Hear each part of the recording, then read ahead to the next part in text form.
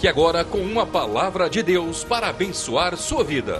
Um culto realizado na Igreja Assembleia de Deus, Catedral da Família, em Goiânia, Goiás. Pai, nós queremos te louvar pela vida do teu filho. Pai, sabemos que o Senhor já tem ministrado ao seu coração a palavra desta manhã. E sabemos, ó Pai, que o Senhor falará conosco através da vida dele. Deus fortaleça a sua vida, seu ministério, sua família e tudo aquilo que ele colocar nas suas mãos. Sê com ele, ó Pai. Guarda-o, ó Pai, proteja-o debaixo do teu amor. E fala conosco nesta manhã, através da vida do teu filho, no nome de Jesus. Amém. Pai do Senhor para os irmãos. Meus irmãos, vamos aí para a revista, a lição de número 6. Eu gostaria que os irmãos abrissem aí a lição de número 6, autoridade do Evangelho. Toda essa revista está falando sobre autoridade espiritual, né, pastor Carlos? Autoridade soberana de Deus, do Espírito Santo, dos dons. E estava programado para eu ministrar aí dia 26, me parece, né? Sobre os dons espirituais. Até eu tenho um estudo sobre isso aí preparado. Mas o pastor adiantou a minha vinda e nós estamos aqui felizes para contribuir com os irmãos e aprendemos juntos a palavra do Senhor. Aqueles que não têm a revista podem abrir aí as suas Bíblias na carta de Paulo aos Romanos, capítulo 1. Romanos, capítulo 1, essa carta tão relevante do apóstolo Paulo, a catedral das doutrinas bíblicas, segundo Calvino, né? Romanos, a partir do versículo 1 diz assim: Paulo, servo de Jesus Cristo, chamado para apóstolo, separado para o Evangelho de Deus, o qual antes havia prometido pelos seus profetas nas Santas Escrituras, acerca de seu filho que nasceu da descendência de Davi segundo a carne, declarado Filho de Deus em poder, segundo o Espírito de santificação, pela ressurreição dos mortos, Jesus Cristo nosso Senhor, pelo qual recebemos a graça e o apostolado para a obediência da fé entre todas as gentes pelo seu nome, entre as quais sois também vós chamados para serdes de Jesus Cristo. Versículo 15 agora. E assim, quanto está em mim, estou pronto para também vos anunciar o Evangelho, a vós que estáis em Roma, porque não me envergonho do Evangelho de Cristo, pois é o poder de Deus para a salvação de todo aquele que crê, primeiro do judeu, também do grego, porque nele se descobre a justiça de Deus de fé em fé, como está escrito, mas o justo viverá da fé. Está aí o texto bíblico, acabamos de ler. O tema nesta manhã é a autoridade do Evangelho.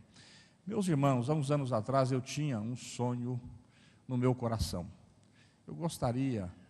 Eu tinha um desejo de ir até a cidade de Foz do Iguaçu e conhecer aquelas cataratas maravilhosas. Era um sonho meu, um dia eu quero ir lá. E nós juntamos aí milhas, e eu convidei até minha mãezinha para ir junto, meu irmão para ir com ela, porque a minha mãe é cadeirante, tem dificuldade para andar, ela sempre está na cadeira de roda. E minha esposa e meus filhos, nós fomos para Foz do Iguaçu. E eu fiquei ansioso para que chegasse logo o dia e nós fôssemos ali naquelas cataratas, visitá-las. Quando eu cheguei ali, meus irmãos, eu acho que muitos já foram até ali, eu fiquei perplexo diante de tanta beleza, diante de tanta magnitude. 275 cachoeiras descendo, 1.700, parece que é 1.700 litros de água por metro cúbico por segundo. Uma extensão enorme de água, chega a ser 300 quilômetros ali, toda aquela região demarcada como cataratas do Foz do Iguaçu, incluindo o rio que desce ali. E eu fiquei olhando para tudo aquilo e percebi, meus irmãos, o quanto nós seres humanos somos pequenos, o quanto somos ínfimos diante de uma beleza tão magnífica, tão maravilhosa da natureza. E aí, meus irmãos, eu pergunto a vocês nesta manhã, por que a gente não fica perplexo também com a beleza, com a grandeza do Evangelho? Por que às vezes o Evangelho não causa em nós impacto, perplexidade? Por que ele não causa mais em nosso coração, aí, meus irmãos, esse estado de espanto diante dessa obra tão maravilhosa da salvação que Deus criou, que Deus ofereceu ao homem?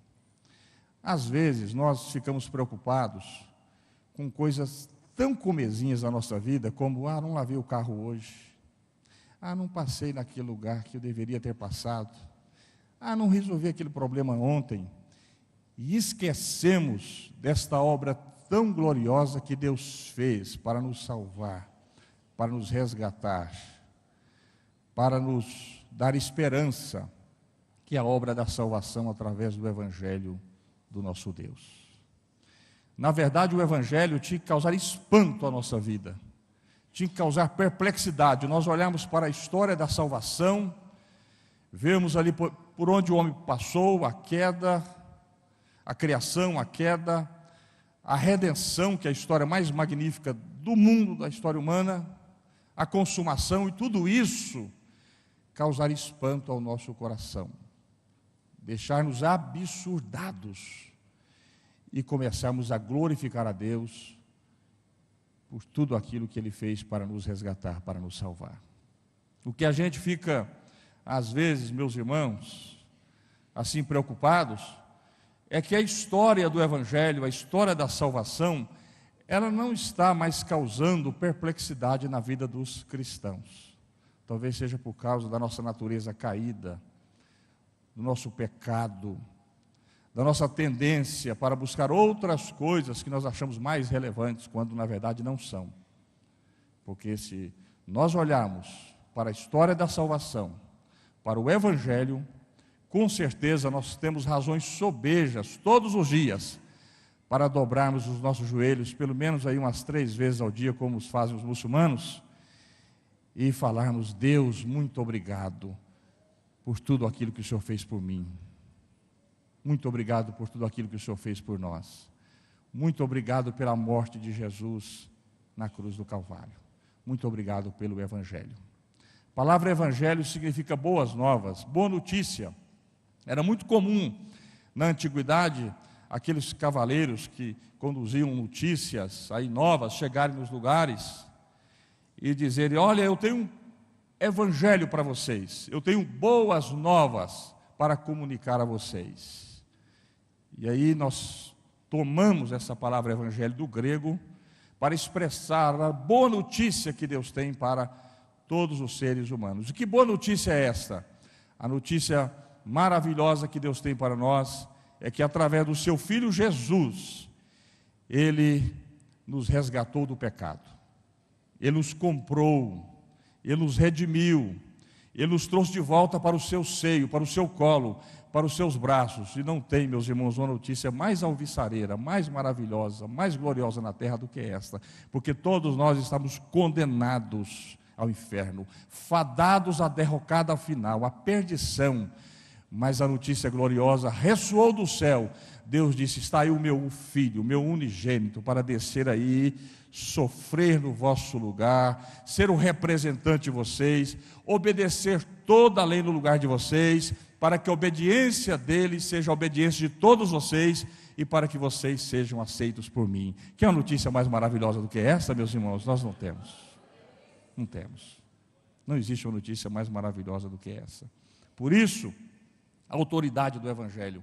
O Evangelho, ele é boas novas. Ele é a grande e maravilhosa notícia de Deus.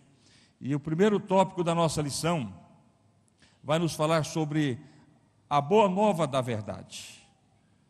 E aí o autor vai dizer que o Evangelho constitui-se no anúncio da verdade em seu caráter genuíno e puro, que é Jesus Cristo. A verdade para nós, meus irmãos, não é a notícia tão maravilhosa do Evangelho, porque a verdade para nós não é um conjunto de pressuposições. A verdade para nós é uma pessoa. é Jesus. Ele disse: eu sou o caminho, a verdade e a vida. Então a verdade para nós é uma pessoa. O caminho para nós não é uma trilha para seguirmos, o caminho para nós é uma pessoa, é Jesus. E a verdade também não é uma lista de pressuposições, é uma pessoa, pessoa de Jesus Cristo. Por isso, essa mensagem da verdade, essa mensagem que anuncia Jesus, ela é digna de fé. O apelo divino para a obediência à verdade proclamada pelo Evangelho pode ser encontrado desde o Antigo Testamento, uma vez que foi anunciado primeiro a Abraão, para dessa maneira abençoar toda a humanidade. Os irmãos sabem, conforme já disse aqui na última vez que aqui estive, que a igreja, ela não começou no Novo Testamento, a igreja iniciou-se no coração de Deus, na mente de Deus, conforme Efésios capítulo 1, versículo 1. Mas, meus irmãos, o início histórico da igreja foi com Abraão. Ali Deus estava iniciando a igreja e a proclamação dessa boa notícia do Evangelho, o Evangelho no Antigo Testamento. E, historicamente, no Novo Testamento, a igreja iniciou-se no dia de Pentecostes. Portanto, essa mensagem de Deus, essa boa notícia do Senhor, ela precisa ser propagada, e o grande desejo de Deus é que todos os homens creem nessa mensagem. Agora, a grande pergunta que a gente faz, século 21, né, nessa comunidade aí pós-moderna que nós estamos vivendo, é a seguinte: os homens estão preparados para acreditarem realmente nessa verdade? Um dos frutos desse pós-modernismo é o relativismo. Hoje nós estamos vivendo numa sociedade que não existe verdade absoluta. Quando nós pregamos a palavra de Deus, as pessoas dizem: olha, isso é verdade para você, para mim não é. Isso é verdade lá para a sua comunidade, para mim não é. Eu vivo outra realidade, eu vivo outra verdade. Eu creio em outras coisas, diferentes das suas, e que eu acredito que sejam verdades também. Meus irmãos, o desafio nosso é cada vez maior, de pregar essa palavra e encontrar corações aí preparados para recebê-la. Porque o relativismo, fruto do pós-modernismo, está aí diante da nossa sociedade. Até ontem eu estava dizendo para o irmão que estava saindo para o evangelismo, um trabalho glorioso, maravilhoso, plausível, a igreja deve fazer evangelismo. Mas eu me lembro que quando eu era jovem a gente fazia evangelismos também nas ruas, nos bairros, até cultos ar livres. Naquela época aquilo dava resultado. Não sei se hoje nós devemos aí entrar por esse mesmo viés. Parece, meus irmãos, que a maneira hoje mais fácil de alcançar o coração das pessoas através do evangelho tão poderoso de Jesus Cristo é através do testemunho do relacionamento. Do relacionamento. As pessoas vão se relacionando com a gente e vão percebendo aí as mudanças da nossa vida, vão percebendo aí o que Deus fez na nossa vida e o que Deus está fazendo, e através disso a gente pode facilmente conduzir as pessoas para Cristo. Para Cristo, viu, meus irmãos? Hoje a gente está vendo aí um evangelismo muito eclesiocêntrico. É claro que a gente quer que todos os irmãos estejam aqui conosco nesta igreja, mas o evangelismo não pode ser eclesiocêntrico, a igreja como centro. O evangelismo tem que ser cristocêntrico, porque na verdade Jesus não está aqui nesta igreja para apresentar a catedral da família às pessoas, mas a catedral da família está aqui para apresentar Jesus às pessoas. É diferente, porque não é a igreja que transforma a pessoa, quem transforma a pessoa é Jesus, meus irmãos. E aí, este evangelho precisa ser acreditado. As pessoas precisam aí acreditar nesta verdade. Eu achei interessante esses dias, porque no bojo desse evangelho a gente tem muitas promessas de Deus: transformação, mudança de vida, libertação, né? Nós vamos ver aqui a pouco à frente, esperança de vida eterna. E às vezes quando a gente fala sobre paraíso, céu, as pessoas acham isso muito surreal. Isso é coisa de louco, né? De gente que não tem o que pensar. E eu vi uma reportagem no Fantástico, achei muito interessante. porque um professor ali chamado Alexander Eben, professor em Harvard, um grande médico, neurocirurgião nos Estados Unidos, que ensinava os seus alunos que esse negócio de paraíso, céu, isso é conto de carochinho, isso não existe, é coisa da nossa mente.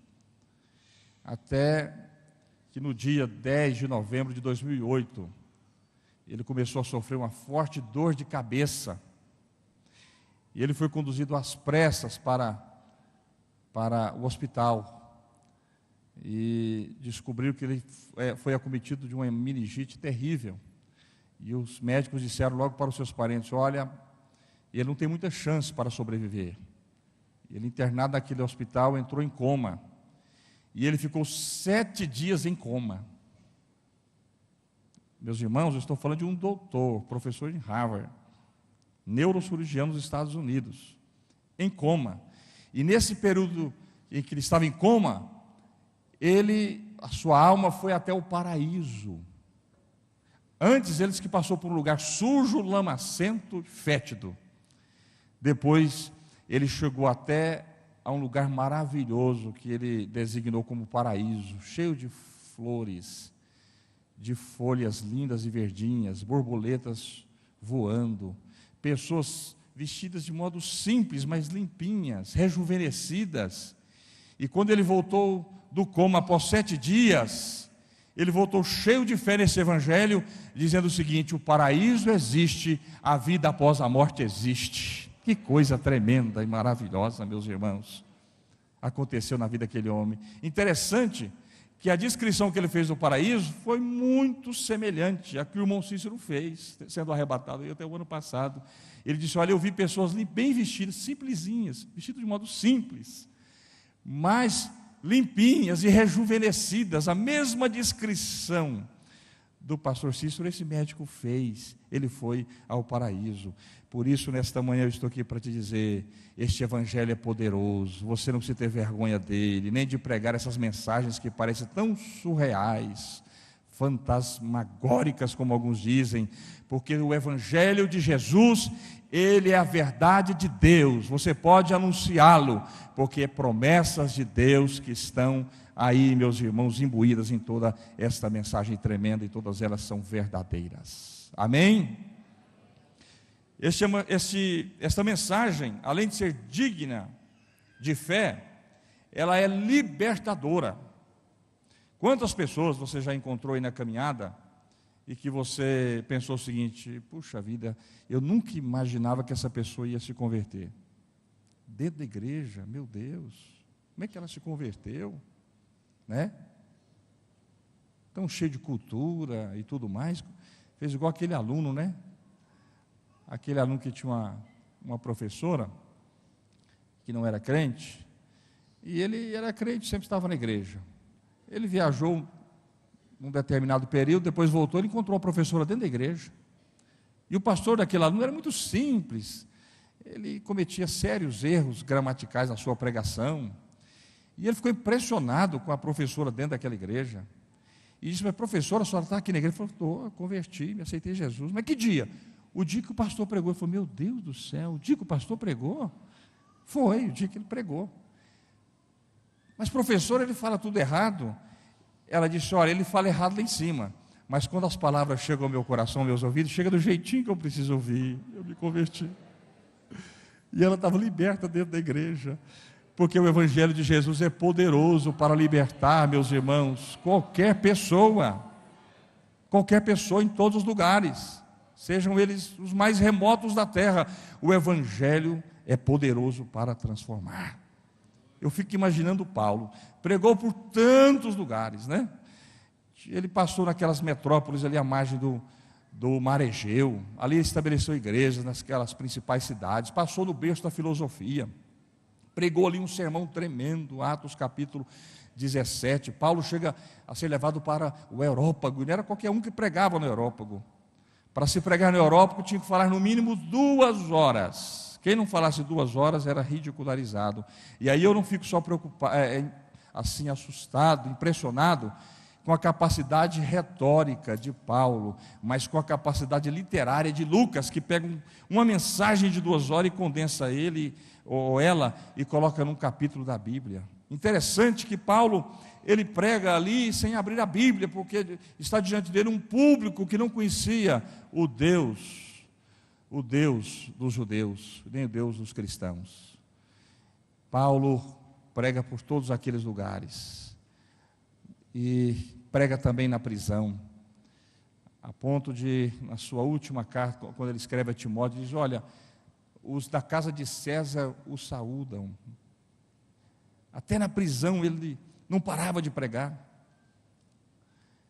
E a situação que me deixa mais impressionado é quando ele prega a Onésimo, e ganha Onésimo para Cristo, dentro da prisão, não é verdade? Onésimo está fugindo do patrão, ele era escravo, e lá na prisão ele encontra com Paulo. Paulo prega para ele, e ele aceita Jesus. E agora Onésimo diz: Paulo, o que eu tenho que fazer? Olha, Onésimo, você está cantando bem, você está dando bons testemunhos, você está já tomando a ceia, que maravilha, você está dando dízimo, olha que bênção que você realmente está buscando ao Senhor. Só uma coisa, Onésimo, você tem que fazer, você tem que reparar o passado, não tem jeito. Você tem que ir lá no seu patrão, pedir perdão para ele, reconciliar com ele, para depois você servir a Deus mais livremente. Mas Paulo, como é que eu vou fazer isso? Ele vai botar, você sabe como é que são os tratados dos escravos, ele vai cortando, não. Eu vou escrever uma carta para Filemão, seu ex-patrão, e ele vai te receber muito bem. Oh, meus irmãos, que coisa impressionante é o Evangelho, não é verdade? Que coisa linda. E aí Paulo escreve aquela carta maravilhosa e diz: ó Filemão, eu não apelo a mim, ao meu título, à minha posição eclesiástica, mas eu apelo ao amor. Em nome do amor, receba Onésimo aí, o seu ex-escravo, como irmão em Cristo Jesus. E se ele te deve alguma coisa, coloca na minha conta, porque Jesus já libertou ele está indo ao seu encontro para reconciliar com você e reparar o passado. Aleluia! E o Onésimo vai, com certeza tudo é acordado, tudo é acertado. Jesus libertou aquele homem dentro da prisão, porque Jesus, meus irmãos, através do seu evangelho poderoso, liberta qualquer pessoa, esteja ela onde estiver. O evangelho de Jesus é poderoso para nos libertar. Amém? Glória. Eu já vi testemunho de gente que foi liberto por Jesus dentro de prostíbulo, né? Como o caso daquela irmã lá em São Paulo, que no final de semana passava roupa para o esposo para ele ir para os bailes, e ela ia para a igreja. Um dia ele chegou em casa e disse: olha, passa para mim aquela melhor roupa que eu tenho, que hoje eu tenho que tocar um baile de gala aqui em São Paulo. E ela foi chorando, passando aquela roupa e orando: Jesus, liberta meu esposo, tem misericórdia, eu quero ver ele caminhando para a tua casa junto comigo. E ela acabou de passar aquela roupa, não deu tempo de ir mais ao culto, foi para lá, ele da sua cama chorar e orar. 10 horas da noite orando, 11 horas orando, meia-noite orando. Lá para as tantas da madrugada, ele estava lá naquele ambiente, né, e no ápice daquele ambiente, daquele baile, ele disse: olha, nós vamos tocar agora uma das músicas mais lindas desse baile. Quando eles começaram a tocar, uma mão apareceu na frente daquele homem e disse: saia deste lugar, porque este lugar não é mais o teu lugar. Aleluia. E ele resistiu àquela voz, e a voz ressoou novamente: saia deste lugar, correndo depressa, porque eu te quero em outro lugar. E ele saiu correndo, jogou aquele instrumento no chão, os amigos não entenderam. Quando ele chegou em casa, a esposa estava com os olhos inchados de tanto orar, balbuciando oração e dizendo: Jesus, salva o meu esposo. Vá ao encontro dele, Jesus transforma, liberta a vida dele. E ela não percebeu que ele estava ao seu lado, já totalmente transformado, alcançado por Jesus, lá dentro de uma boate, no ápice de um baile, quando as pessoas estavam ali cometendo toda sorte de orgias. A graça de Deus entrou ali e tirou aquele homem daquele lugar e trouxe para a sua presença. Levante a sua mão e glorifique a esse Deus nesta manhã, porque o evangelho de Jesus é poderoso. Talvez nesta manhã você que está aqui tem uma história parecida com esta para contar, porque o evangelho de Jesus tem poder mesmo, meus irmãos. Poder libertador. Libertador. Quando eu morava no interior, a gente ouvia muitas histórias interessantes, que tinha um caso de uma irmã lá, uma senhora que ia na igreja sempre, assim, uma vez por semana, mas ele não se convertia. E na igreja do interior os irmãos sabem que tinha aquela listinha de pecado, o crente não pode jogar bola, não pode nem assoviar, né? E aí, não pode ir ao cinema e coisa e tal. Um dia o pastor chegou na irmã e disse: mas por que a senhora não aceita Jesus? Ela disse: pastor, porque eu gosto demais de ir ao cinema, e disse que aqui é pecado ir no cinema, então eu prefiro ficar com o cinema e vir aqui uma vez por semana. Aí disse: irmã, quem falou para a senhora que é pecado ir no cinema? Falou: já me falaram. Falou: não, irmã, não é pecado ir no cinema não, a gente quer ver a senhora aqui na igreja também, só pode aceitar Jesus. Ah, pode? Pode, então eu quero Jesus. Ela dobrou o joelho e o pastor, naquela oração simples, disse bem baixinho: Jesus, liberta essa mulher do cinema, Jesus, para que ela possa aceitar o Senhor. Meus irmãos, ela passou aí na igreja todos os dias, aí o pastor assustado falou: irmã, a senhora não está indo no cinema, pastor? Depois daquele dia que o senhor orou, não sei o que aconteceu, o cinema sumiu da minha cabeça, sumiu da minha mente, o que o senhor fez? Meus irmãos, Jesus tem poder para libertar qualquer pessoa, qualquer vida, viu? Fica preocupado não, aquele seu filho vai aceitar Jesus como Salvador, aquele seu esposo vai vir para a igreja, viu? Deus não tem filhos para a perdição aí para te entregar não, Deus vai salvá-los, vai transformá-los, na hora certa o Senhor vai ao encontro deles e vai transformá-los, pela sua graça, pelo seu poder, amém, meus irmãos?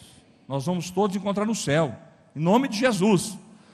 Nós vamos fazer uma festa no céu, não vai ser catedral da família não, vai ser povo de Deus, né? Eu tinha um pastor muito simples que me batizou, o pastor Geraldo, lembra dele? Lá de Tumbiara.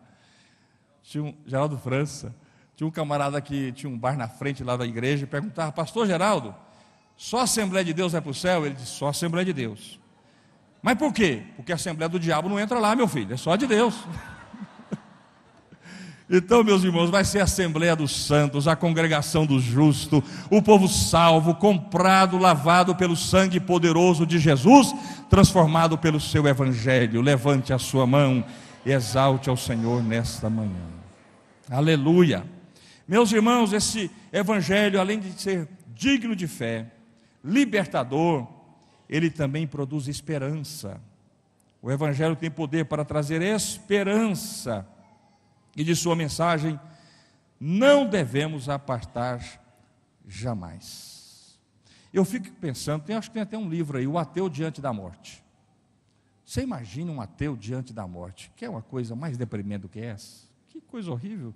Fernando Henrique Cardoso, olhando para a dona Ruth Cardoso, disse: valeu a pena viver com você todos esses anos, tchau, nunca mais. Olha que coisa mais horrível, mais deprimente. Meus irmãos, o Evangelho é tão maravilhoso que ele produz em nós esperança. A esperança de vida eterna. A esperança de um dia estarmos na glória com o Senhor. Você já imaginou que esperança gloriosa é essa? E Paulo vai dizer aos Romanos, vamos ler aí Romanos capítulo 15, versículo 4 e 13, acerca dessa esperança. O apóstolo vai fazer aí uma referência.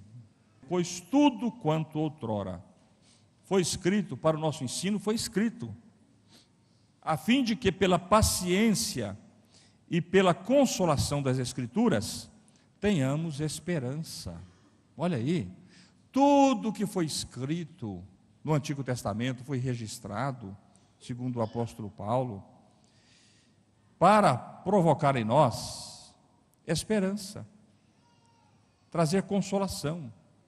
Então, quando você olha aí para a história de José, por exemplo, e ver ele aqueles 13 anos sofrendo, você pensa o quê? Pensa logo na ideia do seguinte: olha, assim como Deus deu vitória para José, ele vai também mudar meu cativeiro, ele vai mudar toda essa história. Você olha para a história aí de Davi, você vai também alcançar através da Escritura essa mesma esperança. Os salmos produzem em nós muita esperança, né? Por isso, quando a gente está assim bem tristinho, bem deprimido, não vai ler Jó não, porque não a situação complica, viu? Aí a crise aumenta. Deixa Jó de lado. Ali a questão de sofrimento de Jó é uma questão muito profunda, tem que ser muito bem analisada para a gente saber o que está acontecendo. Mas vai ler os Salmos. Os Salmos possuem um poder terapêutico enorme, meus irmãos. Enorme. Então leia os Salmos de Davi. Quando você olha para a história de Daniel, vale a pena ter esperança. Jeremias, então, que coisa tremenda, né, meus irmãos? É o livro de Jeremias, como Deus trata com o profeta. O povo já tinha saído da terra para o cativeiro, a terra estava ali, de alguma forma, deflacionada. Sabe o que Deus fala para Jeremias? Jeremias, compra a terra agora, pode comprar, porque o povo vai voltar, e a inflação vai vir aí, e você vai ganhar. Compra a terra, compra nessa deflação, não tem ninguém sendo dono, pode comprar. Porque o povo vai voltar do cativeiro, vai voltar a cantar. As harpas que estavam no salgueiro vão ser retiradas do salgueiro, e o povo vai voltar a entoar hinos a mim, a salmodiar na minha presença. Olha que coisa tremenda. Como a Bíblia produz esperança. Aliás, a Bíblia é o livro da esperança, eu sempre falo isso. Quando Adão e Eva pecaram no jardim do Éden, a primeira coisa que Deus fez foi colocar uma lâmpada de esperança na mão daquele casal, porque Deus logo disse: olha, da semente da mulher nascerá um que esmagará a cabeça da serpente. Eu digo sempre que quando Elias e seus filhos estavam enfrentando uma decadência espiritual e religiosa ali em Israel, todos não sabiam para onde caminhar. Inclusive o sacerdote Eli, que estava fora ali dos planos de Deus, o mancebo Samuel, o menino, o garoto Samuel, já estava no seu aposento ouvindo a voz de Deus. Olha como Deus é o Deus da esperança. Quando Ananias e Safira escandalizavam a igreja primitiva com a avareza e a mentira, já irrompia um poderoso avivamento em Samaria. Filipe estava lá pregando e muitas pessoas se convertendo a Cristo. Quando Judas traiu Jesus e desolado foi se suicidar, já começava a acender a luz no caminho de Damasco, meus irmãos. Quando a cabeça de João Batista foi entregue em um prato a Herodias, a cabeça que não pôde ser cortada, já operava milagres em toda a Palestina e continua a operar até os dias de hoje. Por isso levante a sua mão e exalte ao Senhor nesta manhã, porque o seu Deus é o Deus da esperança. A Bíblia é um livro tão cheio de esperança que ela começa com Gênesis e termina com Apocalipse. Por que Apocalipse? O Apocalipse foi escrito para dizer o seguinte: o jogo já terminou e Deus ganhou de goleada. Deus ganhou de 10-0. É isso, foi para isso que o Apocalipse foi escrito. Deus dizendo: olha, eu estou aqui no futuro, triunfei sobre tudo e sobre todos, e estou esperando por vocês aqui no futuro. Pode vir, pode caminhar. A vitória é de vocês pelo poder do meu evangelho, pelo poder do meu sangue. Pode vir, estou aqui no futuro esperando por vocês. E nós iremos ao encontro do Senhor. Amém, meus irmãos? Que coisa tremenda é o evangelho. Aleluia. Glória seja dada ao nome de Jesus. Alguém disse aqui o seguinte, que a esperança... Pastor Elias gosta de notar essas frases, né? Nota essa aí, ó. A esperança é um empréstimo feito à felicidade. Olha que coisa interessante, foi um teólogo que disse isso. A esperança é um empréstimo feito à felicidade. Deus pensou o seguinte: eu preciso de um povo bem feliz na terra. Bem feliz, bem alegre. Por isso eu vou emprestar para eles esperança. E aí Ele prestou para a gente esperança. Amém, irmãos? Por isso que a gente é cheio de esperança, porque a gente está cheio de promessas. Não turbe o vosso coração, eu vou para o Pai, mas eu vou voltar, vou só preparar a casa, depois eu vou voltar para buscar vocês. Olha que coisa linda, maravilhosa. O Evangelho produz tudo isso no nosso coração. Meu tempo acho que já terminou. Pode mais? Então vamos aí para o segundo tópico. A boa nova do reino. Qual que é a boa nova do reino? A boa nova do reino é que essa mensagem é o anúncio da paz. Que paz é essa? Os irmãos sabem que os seres humanos vivem em guerra, em estado beligerante. Nós estamos em guerra contra o outro, nós estamos em guerra contra o próximo, mas principalmente nós estamos em guerra contra Deus.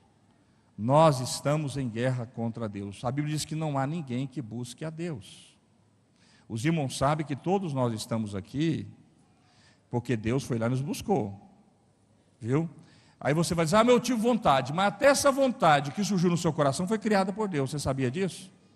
Até essa vontade foi criada por Deus. Aí você veio aqui porque o Senhor te buscou. Porque na verdade todos nós seres humanos estamos em guerra com Deus. O que o Evangelho faz? O Evangelho anuncia esta paz.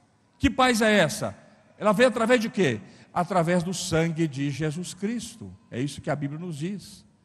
Que nós estávamos distantes, mas agora através do sacrifício de Jesus, fomos trazidos para perto. Para perto de quem? Para perto de Deus. Nós não tínhamos mais o colo de Deus, o seio de Deus, a presença do Senhor. E Jesus, através do seu sacrifício, anulou essa guerra. E o Pai agora nos recebe como filho, e nós o recebemos como Pai. Amém, irmãos? Eu vou contar uma historinha que vocês vão entender esse negócio. Diz que tinha 2 vacas que deram à luz a 2 bezerros.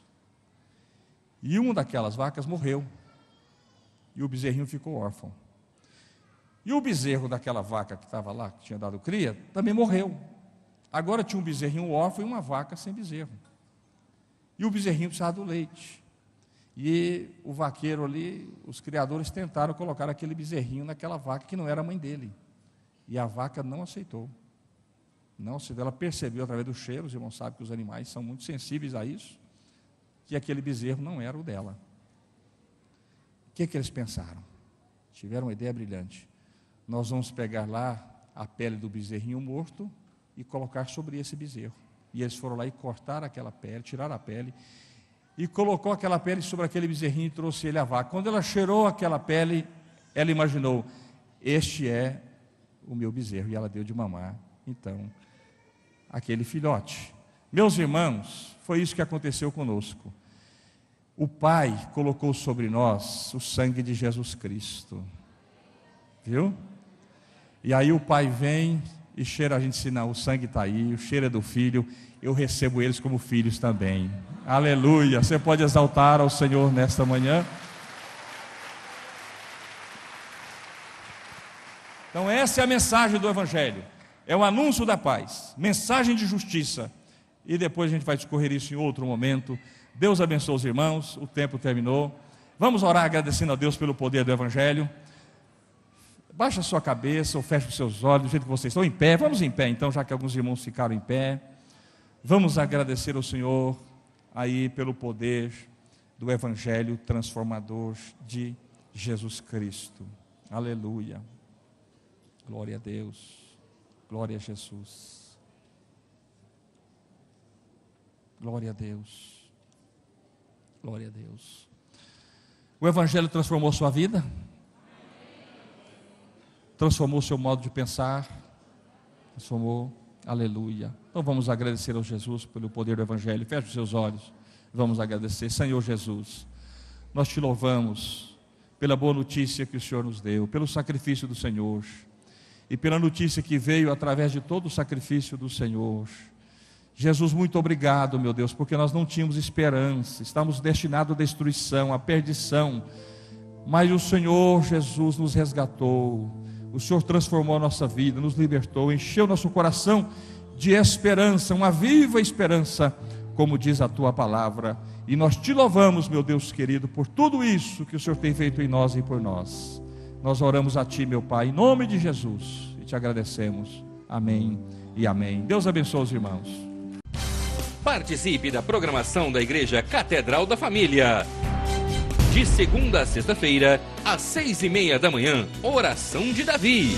Segunda, a partir das 14h30, Manancial Feminino, onde mulheres são restauradas e abençoadas por Deus. Segunda, a partir das 19h30, venha estudar Teologia com IBCAF, Instituto Bíblico da Catedral da Família. Terça-feira, às 19h30, venha ser um intercessor na Escola de Intercessão. Quarta-feira, às 19h30, culto de ensino da Palavra de Deus. Quinta-feira, às 20h, reunião dos adolescentes, Geração Daniel. Sábado, muito louvor e adoração com a juventude animada da Igreja Catedral da Família. Sábado. Sábado, às 20 horas, Projeto Recomeçar. E domingo, às 9 horas da manhã, participe com sua família da Escola Bíblica Dominical. E domingo, às 18 horas, grande culto de celebração a Deus.